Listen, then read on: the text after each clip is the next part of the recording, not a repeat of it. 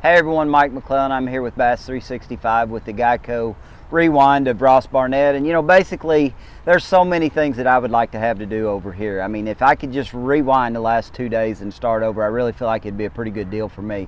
I've had great success here at Barnett over the years. I've only fished 3 events here. I've got a win, a second, and a 13th place finish. And to come here and to actually miss the cut in this first Elite Series event on Ross Barnett, it's been pretty tough for me.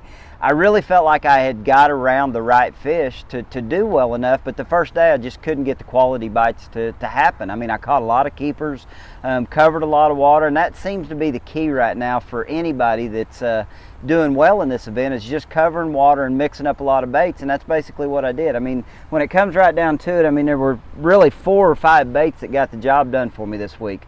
A little 5/16 ounce War Eagle finesse spinnerbait. I actually took the traditional turtleback blade off of it and replaced it with a little willow leaf, just due to the fact that the fish were feeding on real small shad, and I felt like it was more of a deal of matching the hatch rather than the vibration. I was still getting the vibration out of the Colorado blade, so it was working for me. I caught fish, when the shad spawned first thing in the mornings. If I wasn't throwing a little 5/16 War Eagle spinnerbait, I was mixing it up between 2 different buzz baits. I was either throwing a 3/8 ounce version of the War Eagle buzz toad with a Cabela's signature series buzz toad that I've just recently introduced, or I was throwing a little 1/4 ounce version. But the thing that was unique about this was the little swimmer I was putting it on. It's basically my little 3.4 swimmer that I recently won Table Rock on, and like I said, the fish were feeding on such small shad that this bait was overwhelming in the clearer water. So this bait caught me a lot of keepers, and this bait was the bait I got the bigger bites on this week.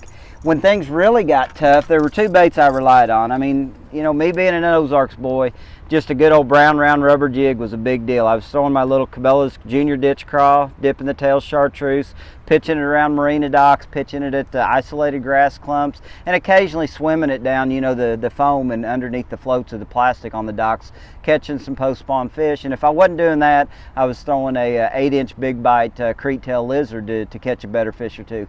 Looking back, rewinding, where I really goofed up yesterday was thinking I had the cut made. I mean, generally when you come to a place like Barnett, it doesn't get better after day 1, but it actually did. I mean, the cut weight day 1 was like 11.3 or 11.4. I caught enough yesterday to put me over that 2-day total of 23 pounds, or right at 23 pounds. I had 22.13, and I missed the cut by 1 ounce. So if I could have rewound, I actually went pre-fishing again about 1:30 yesterday. Rather than sticking with the fish that I'd already found, I thought I had the cut made. I was trying to really make something happen on day 3, and in all cases, I'm sitting here on Saturday instead of out there on the lake fishing.